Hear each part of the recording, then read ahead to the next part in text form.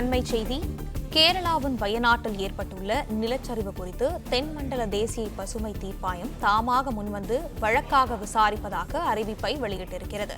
இதை பற்றின மேலும் விவரங்களை எமது செய்தியாளர் மாணிக்கம் வழங்க கேட்கலாம். மாணிக்கம், விவரங்கள். கேரளாவில் வயநாடு மாவட்டத்தில் ஏற்பட்டிருக்கக்கூடிய நிலச்சரிவு தேசிய அளவில் பெரிய ஒரு தாக்கத்தை ஏற்படுத்தியிருக்கிறது. இந்தியா முழுவதும் இருக்கக்கூடியவர்களுடைய பார்வையும் அந்த நிலச்சரிவுடைய உயிரிழந்திருக்கக்கூடிய சூழல்ல சென்னையில் இருக்கக்கூடிய தென்மண்டல தேசிய பசுமை தீர்ப்பாயத்துடைய அமர்வும் இன்றைய தினம் இந்த சம்பவத்திற்காக தனது கவலையை தெரிவித்திருக்கிறது. குறிப்பாக வயநாட்டில் ஏற்பட்டிருக்கக்கூடிய இந்த நிலச்சரிவு குறித்து தென்மண்டல தேசிய பசுமை தீர்ப்பாயம் தாமாக முன்வந்து வழக்காக விசாரிப்பதற்கு முடிவு செய்திருக்கிறது. இதற்காக வழக்கை சூமோட்டோ வழக்காக பதிவு செய்து விரைவில் பட்டியலிடும்படி நீதிமன்றத்துடைய பதிவாளருக்கு உத்தரவானது கொடுக்கப்பட்டிருக்கிறது.